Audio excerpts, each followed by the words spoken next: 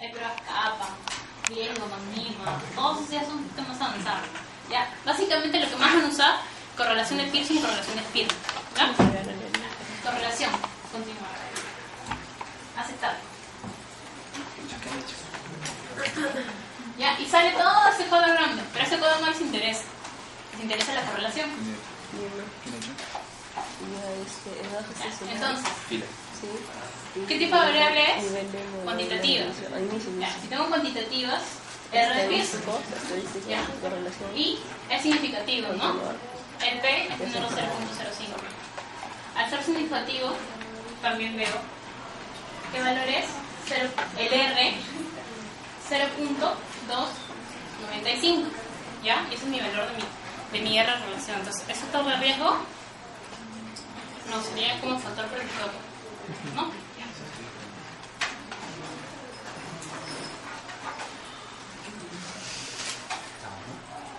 Entonces, eso con respecto a lo que es correlación. Para variables cuantitativas como variables cualitativas. ¿Ya? Entonces, diapositiva. Ya abarcamos todo eso. Sí. Ahora, ¿qué es la estadística inferencial? Ya vimos estadística descriptiva, ahora vamos a ver estadística inferencial. La estadística inferencial es aquella que, con lo cual de mi muestra, yo voy a analizarlo y con eso voy a inferir resultados en mi población. ¿Se acuerdan de esa parte? Bien. Entonces, para hacer estadística inferencial, yo tengo dos tipos de métodos. Ya, uno es la estimación de parámetros. Para la estimación de parámetros, yo puedo usar intervalos de confianza. Intervalo de confianza en medicina, como ya les dije, usamos el 95%. ¿Ya? Y con el 95% marcamos un límite inferior y un límite superior. ¿Cómo se calcula? Mi media desviación estándar entre la respuesta de ADN por 1.96. ¿Qué es el 1.96? No se preocupen en copiar la fórmula porque el SP es el base. ¿Ya? Pero o sea, en estadística así se calcula. ¿Qué significa el menos 1.96 y el más 1.96? Ya, tiene que ver con la desviación, pero la desviación estándar es esta de acá. Así esa letra griega es desviación estándar. ¿Ya? ¿Qué es esto? Retrocede la gráfica hasta la curva normal. Eso significa esto. ¿Se acuerdan lo que hablamos? Que tiene que tener distribución normal, tiene que ser probabilístico y por ende es paramétrico. Cuando tú tienes una curva normal, está dividido en 0, que es la media, 1, 2 y 3, desviaciones estándar, menos 1, menos 2, menos 3, desviaciones estándar. Pero esa curva normal usa ¿qué tipo de datos?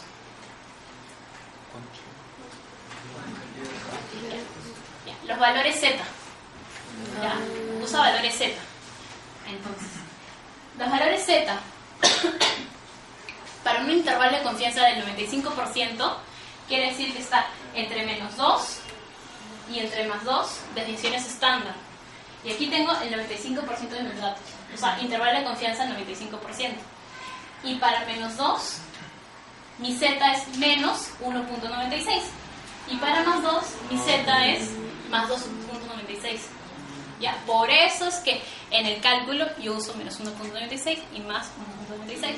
Porque es el valor Z al cual le corresponde el menos 2 desviaciones y el más 2 desviaciones. ¿Ya? Regresa a casa.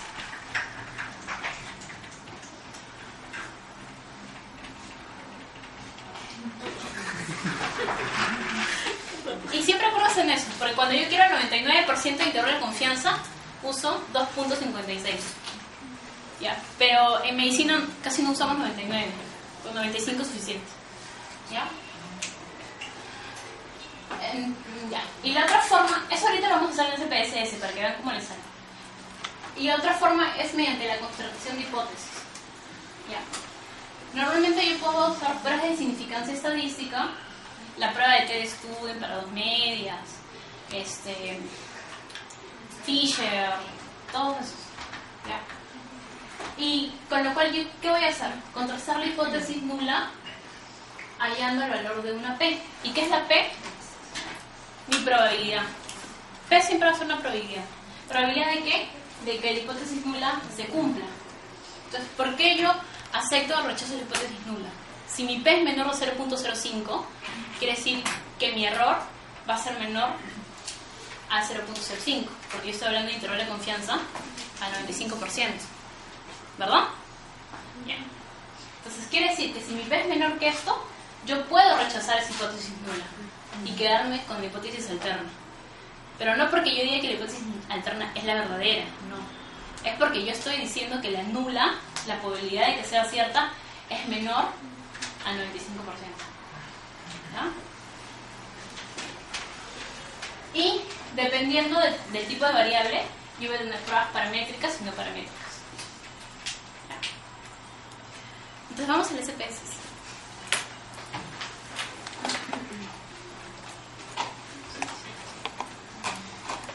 Vamos a analizar.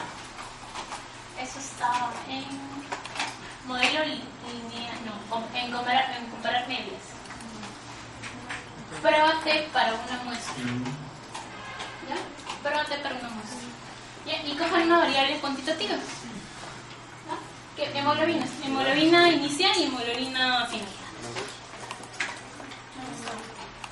Al final. ¿Ya? Entonces vamos a las opciones. ¿Ya? Aquí yo pongo el intervalo de confianza que yo quiero. En medicina usamos 95, pues pueden poner 99, le pueden poner 90, poner 50. Obviamente 50 sería un estudio pues muy malo, pero por defecto son 95, ¿no? Normalmente somos 95, pero se le pueden cambiar y pueden continuar. ¿Ya? Y aceptar. ¿Y aquí qué le sale?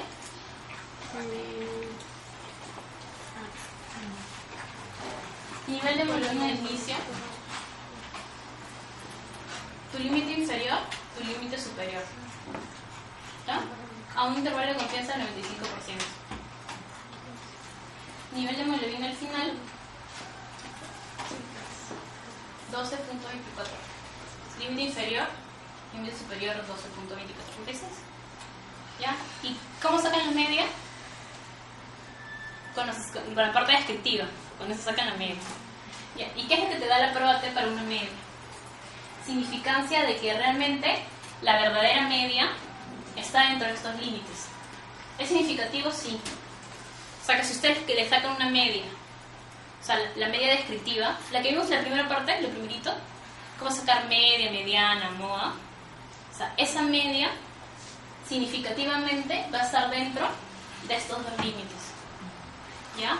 Si esta significancia le sale mayor al 0.5, quiere decir de que esa media no está cumpliendo estar entre estos dos límites. La media real de la población, no de la muestra, porque la que ustedes hacen descriptivamente es la media solamente de los 200 datos que ustedes pueden haber puesto. ¿Sí? ¿Quedó clara esa parte? ¿O todavía están...? Si no, quiero que eso quede bien claro, porque cuando ustedes ven estudios que dicen intervalo de confianza, es por eso. Entonces, con la muestra y con la primera parte que hemos visto, descriptivamente yo digo que mi media es 8. Bueno, en este caso sería 10.8. ¿Ya? 10.8. 10.8, pero en la muestra. Ahora, yo quiero inferir eso en la población y generalizar que la población tiene que ser así. ¿Cómo lo hago? Mediante mi intervalo de confianza. Ya. Entonces, para yo decir que realmente se da eso en la población, tengo mi prueba de probabilidad. Entonces, si me sale significativo esto, quiere decir que la media de la muestra, si yo la transpolo a la media poblacional, es cierto que está dentro de estos dos valores. Límite inferior y límite superior. ¿Ya? Para una y para la otra variable. Pon el SPS, en las diapositivas.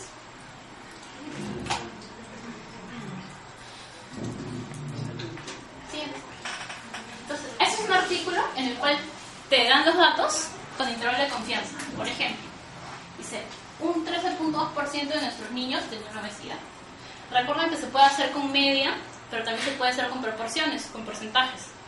Entonces, a un intervalo de confianza del 95, esa media debería ser en la población, va a ser entre 9.3 y entre 17.1. ¿Ya?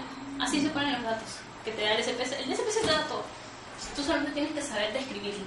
Y un 23.9, que sería la proporción hallada, sobrepeso. Con un intervalo de confianza del 95, la verdadera proporción en la población está entre 19.1 y 28.7. ¿Sí? ¿Todo claro? Entonces ya saben cómo poner sus intervalos de confianza cuando ustedes hagan un trabajo. Ya. Seguimos. No, aquí no más. Ya. Pruebas de hipótesis. En las tablas de contingencia les voy a explicar rápido 3 pruebas de hipótesis. Chi cuadrado, prueba exacta de Fisher y ANOVA. ¿Ya? Lo que más nos Chi cuadrado lo nos un montón, lo deben haber escuchado. Prueba exacta de Fisher es una opción al chi cuadrado y la ANOVA es para una comparación de grupos. ¿Ya? Entonces vamos al SPSS. Ahora abran el archivo de datos que dice Chi Fisher.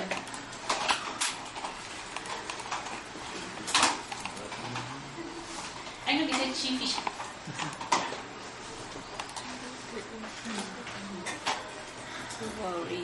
Entonces, vamos a analizar. ¿Ese es? Sí.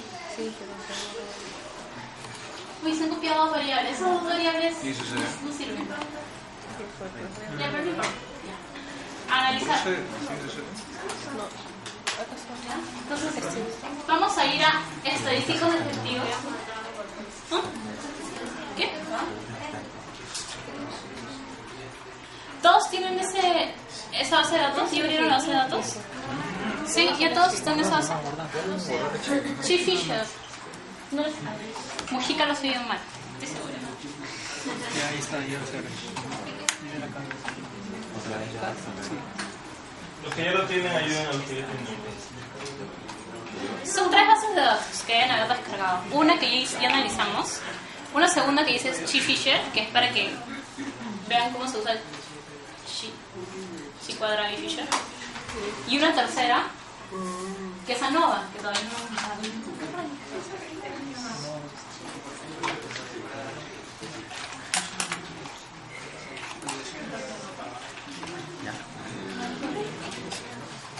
¿Ya todos abrieron? ¿Sí? ¿No hay nadie que no haya abierto? ¿Quién abrió? ¿Por qué no han abierto? ¿Ya? Ya. Entonces vamos a analizar estadísticos descriptivos. Tablas de contingencia. ¿Ya? Entonces vamos a colocar en filas, recuerden, en filas vamos a ver un factor de riesgo. En este caso, el factor de riesgo es papilomavirus humano. ¿Ya? Y en columnas tenemos la enfermedad, el efecto. ¿Ya? En columnas vamos a ver infección VIH, pero la E. Esa que dice. Ahora, en estadísticos, pongan chi cuadrado. ¿Ya? Y vamos en continuo.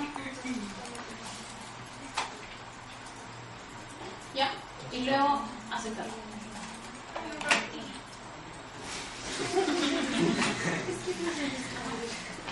Por favor, colaboren. Es que no se descarga chi cuadrado. ¿No? No, que tus compañeros te colaboren. Que Puedo guardar. ¿Para qué utilizas chi cuadrado? Ya. Chi cuadrado es una prueba para dos cosas. Una, para ver si hay correlación,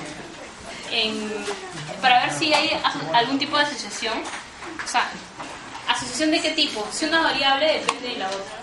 También va de causa-efectos. ¿Pero en qué tipo de variables? En variables cualitativas. ¿Ya? Y que tengan más de 2 categorías. 2, 3, 4 categorías. Tampoco se van a mandar 10 categorías, ¿no? También se podría. ¿Ya? Chi cuadrado. Uno, ve asociación. Y la segunda, la otra del uso de chi cuadrado es independencia. ¿Ya? O sea, si una población es independiente de otra. Y también pueden decir que es una prueba de homogeneidad, si una población es homogénea a otra. ¿Ya? Para esas cosas sirve el chi cuadrado. ¿Y en qué se diferencia esa prueba con la de prueba exacta de Fisher? Ya.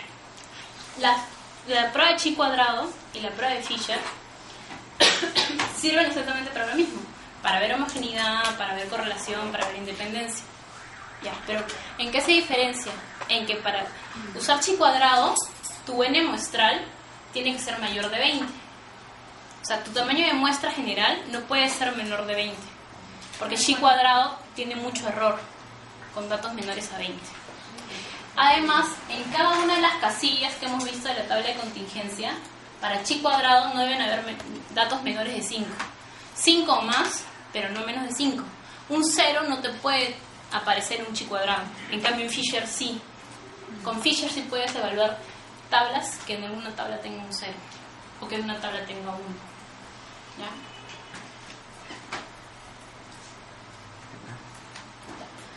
Entonces, aceptamos.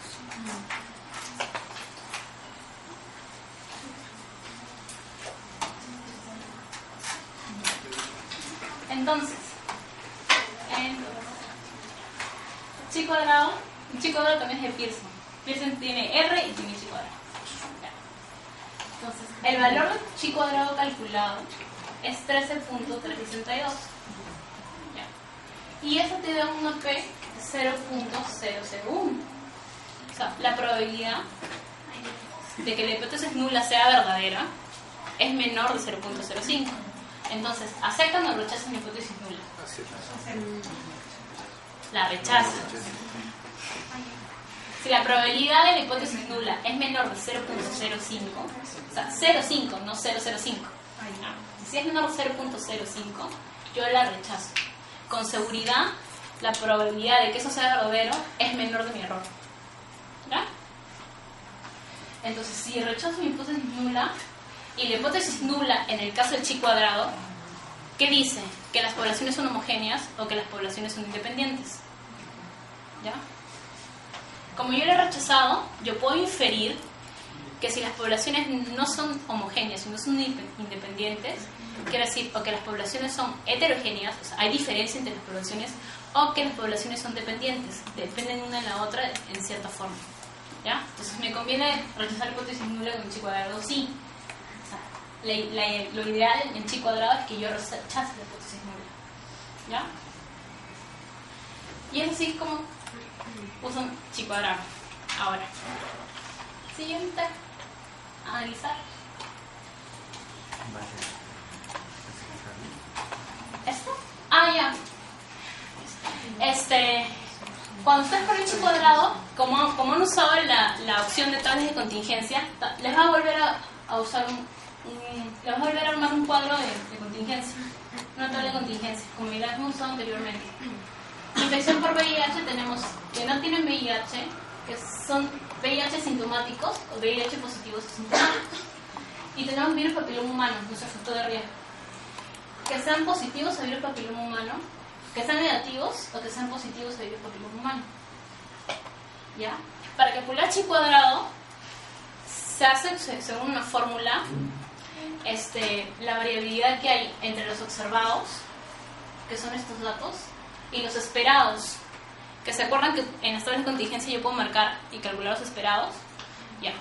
La diferencia entre el número de datos que hay en cada casilla es lo que me va a dar un cálculo tanto por filas como por columnas y un total.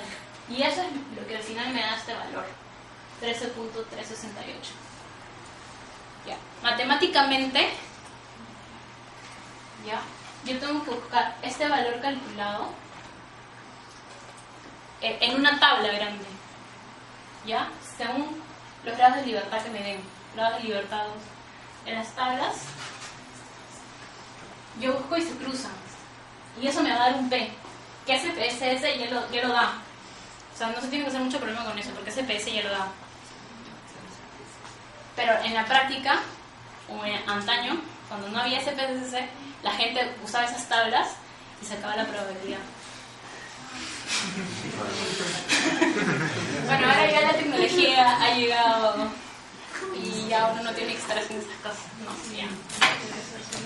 Ahora, hay otras pruebas como razón de verosimilitud, asociación lineal o lineal, pero no tiene mucho que ver. Asociación de verosimilitud es acerca de la varianza. O sea, si las dos poblaciones tienen que tener varianzas homogéneas para que haya razón de verosimilitud. Pero no se complica mucho con él. Chi cuadrado de Pearson, ¿qué es lo que van a manejar? ¿Ya?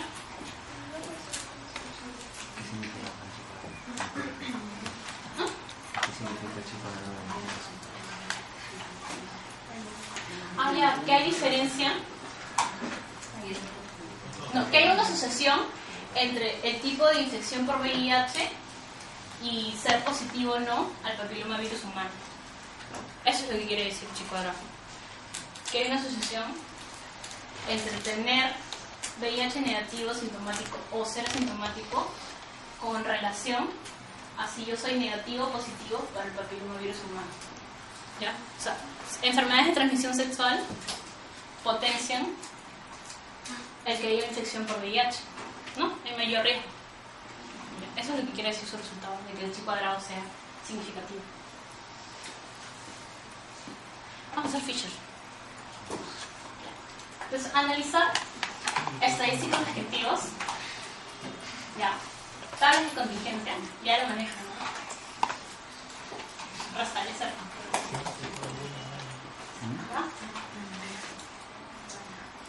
¿Ya? En filas, vamos a ver tuberculosis. ¿Ya?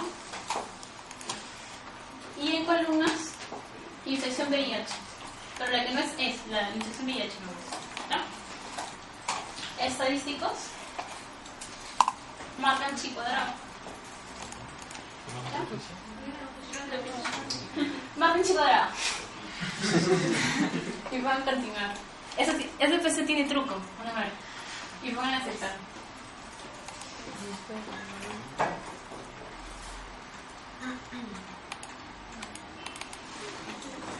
Estadístico exacto de Fisher. ¿Recuerdan que les dije? Si hay una casilla que tiene valor de 0 o tiene frecuencia menos de 5, la frecuencia mínima esperada, ¿ves? Por eso es que no calcula Chi cuadrado. Chi cuadrado no te va a valer. O sea, va a tener error por el tipo de datos. ¿Por qué? Porque ahí tiene una casilla.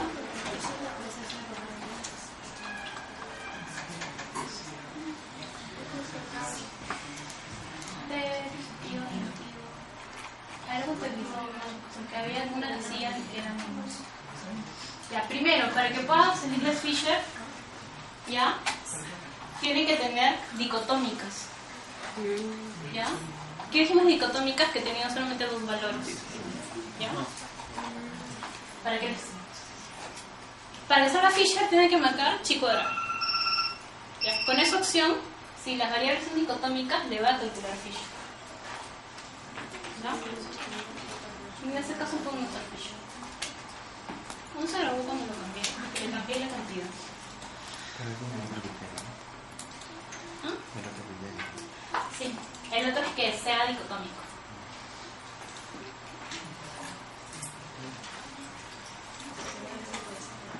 Ya, entonces Fisher lo van a calcular igualito con la opción de Chi cuadrado. Pero ustedes ya saben, pueden usar Chi cuadrado dependiendo de si la casilla tiene 0, que tienen que usar alguno. Si tienen datos menores de 5 o su n es menor de 20, van a usar la razón de Fisher. Si tienen más, pueden usar Chi cuadrados. Pero ¿cuál de los dos pesa más? ¿Cuál de los dos es más exacta? Fisher es más exacta. Por eso la prueba exacta de Fisher. ¿Ya? Ahora, si en algún momento el tipo de gráfico tienen dicotómicas, calculan Chi cuadrado, calculan Fisher. Al final, si el Fisher le sale más, la P le sale menor, o sea, es mucho más significativo porque Fisher pesa más.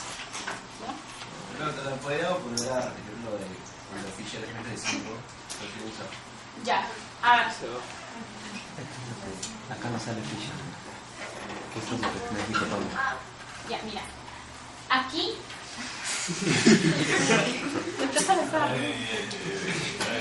Aquí tenemos categorías, pero no son dicotómicas.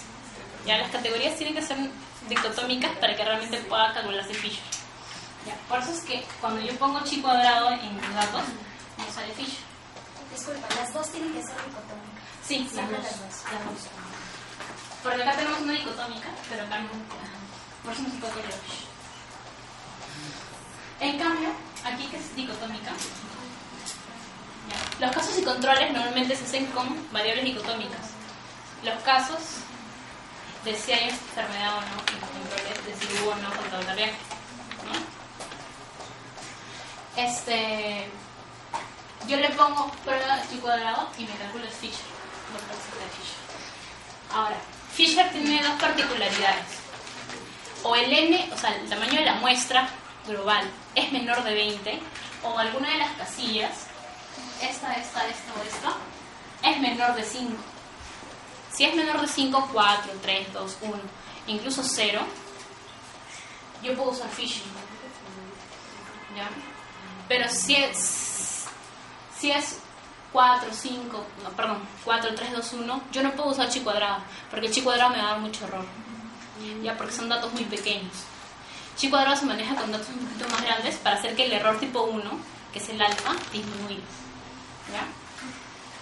Entonces, Fisher es más amplio en su utilidad acerca de la cantidad de datos que yo tengo. Sin embargo, chi cuadrado es más amplio en la cantidad de categorías que yo puedo tener. ¿Ya? Entonces, dependiendo del tipo de la variable que esté manejando, la prueba estadística. Ahora, entre chi cuadrado y Fisher, ¿cuál es mejor? La prueba exacta de Fisher.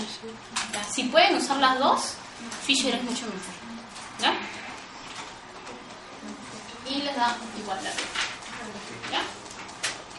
Entonces, ¿quedó claro chi cuadrado y Fisher? Ya pueden calcularlo, ya saben cuál es el resultado, ya saben cuándo usar una y cuándo usar la otra, ¿verdad?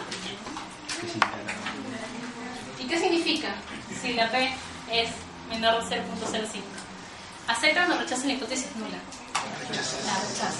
Entonces, si la rechazo, yo puedo decir de que no hay homogeneidad, que no son poblaciones independientes, que entre ellas hay cierta dependencia. ¿Y qué va a haber? Hay relación, dependencia entre tener infección VIH y tener tuberculosis, ¿no? Sobre todo la multidroga resistente, ¿verdad? Bien. Una pregunta. ¿Por qué en este caso de Fisher te sale bilateral y unilateral? Ya. Eso tiene que ver acerca de los grados de libertad. ¿Ya? Cuando tú tienes la tabla de grados de libertad, tienes valores para tablas bilaterales. O sea, bilateral es cuando tú estás viendo la curva hacia los dos lados. Tienes error por aquí y error por acá. Y unilateral es cuando tú ves probabilidad de que todo esto sea menor y que el error solamente esté en este lado. ¿Ya? Como son variables cuantitativas, no te va a dar mayor variabilidad entre si es bilateral o unilateral.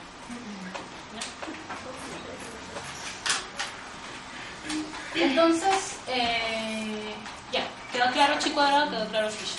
Ya, vamos a ANOVA.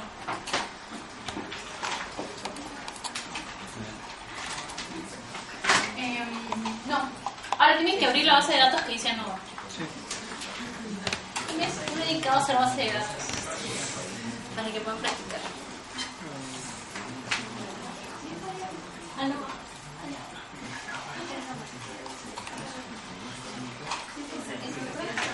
Ya. Entonces, ¿para qué sirve ANOVA?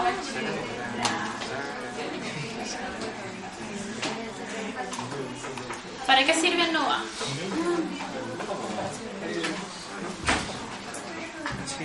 Aquí tenemos solamente dos variables con las cuales vamos a hacer ANOVA y prueba de Chief. ¿Ya? Prueba de Chief es una prueba post-hoc. ¿Y qué quiere decir que sea post-hoc? Post-hoc. Que solamente se va a usar después de que la prueba de ANOVA te da positivo. Si la prueba de ANOVA no te da positiva, no tiene peso el resultado que te den en las pruebas post-hoc. Post-hoc. HOC. Sí. Entonces, vamos a analizar. Ya, ¿Qué cosa es cada una de esas cosas? ¿Qué? ¿Qué cosa es cada una de esas? ¿Qué es eso? Ya, tenemos dos variables. Nicotina, que es concentración de nicotina en diferentes marcas de cigarrillos. Las concentraciones de la marca A son tales, las concentraciones de la marca B tales, las concentraciones de la marca C tales y las de la marca D tales. Entonces, ¿qué es lo que yo quiero ver con el ANOVA? Quiero saber si hay alguna diferencia entre las diferentes marcas acerca de la concentración de nicotina. De repente todas son iguales, de repente sí hay diferencia entre las diferentes marcas, de repente un cigarrillo light tiene menos que el cigarrillo heavy o el extra mentol, no sé, ¿sabes, no? ¿Cómo? No siga.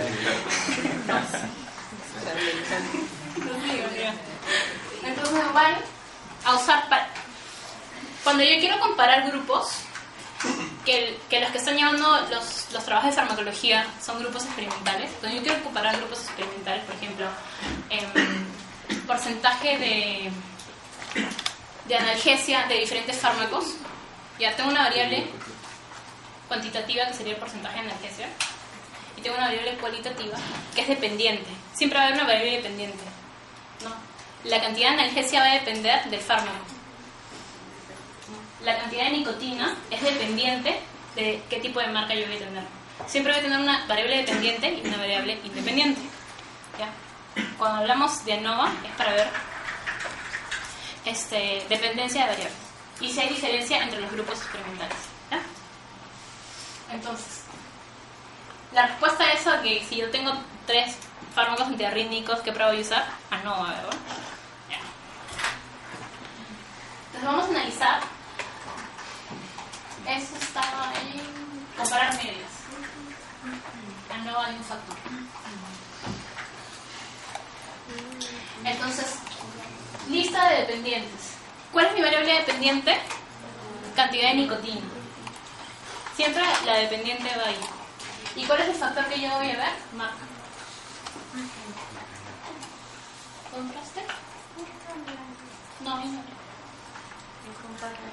Ya. Primero vamos a hacer así sin nada de post. ¿Ya?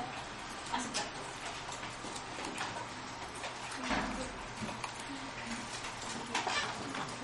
Entonces, te da el resultado del cálculo. ¿Qué es lo que mide el ANOVA? El ANOVA te hace un cálculo de las posibles diferencias que haya intergrupos, ¿ya? Sumando cada resultado, se va restando entre ellos.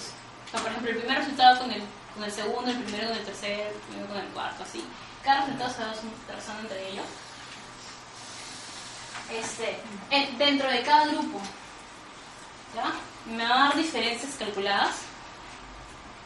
Va a medir las diferencias que va a haber dentro del grupo mismo. O sea, alumnos de primer año, ¿ya? Van a haber diferencias entre las notas dentro de cada alumno de primer año. Y a la vez me va a medir diferencia entre los diferentes grupos. O sea, las diferentes drogas en este caso. Que en los alumnos sería diferencias de notas de los diferentes años. ¿Ya? ¿Se entiende esa parte? Experimentalmente me va a dar diferencia dentro del mismo grupo de cigarrillos de la marca A. No todos son iguales. Han visto que cada cigarrillo tiene diferentes concentraciones, ¿no? Y a la vez me mide la diferencia que va a haber entre las diferentes marcas, ¿ya? La diferencia entre la marca A, entre la marca B, entre la marca C y la marca D. Eso se va a calcular porque son sumas de cuadrados. Y también se va a calcular cada dato independientemente. Todo eso que antes se hacía manualmente, ahora SPS se lo hace en 2 segundos. Y eso me da un valor F. En la tabla F, porque hay una tabla F, ya, en las tablas F, igualito, buscan ese valor en la tabla F con los 19 grados de libertad, ¿ya? Porque se suman los grados de libertad de uno con los grados de libertad de otro. Valor de F con 19 grados de libertad, lo juntan y te da un P. Ese PSS ya te lo calcula. Y dice que este es significativo. ¿Y qué significa que ANOVA sea significativo? ¿Cuál es la hipótesis nula en ANOVA?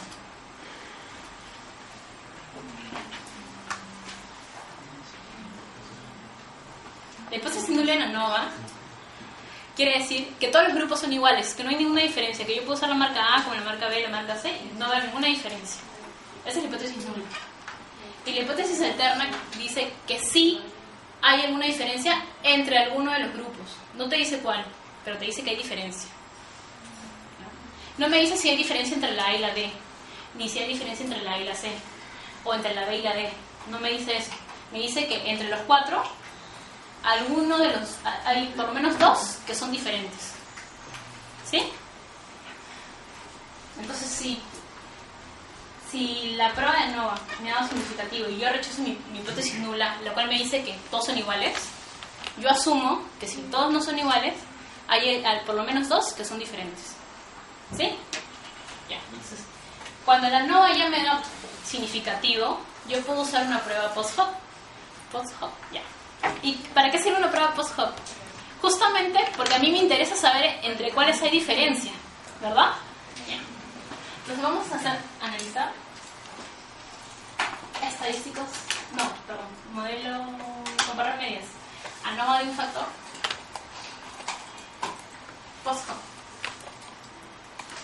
Dentro de las pruebas post-hoc tienen varias. Las más usadas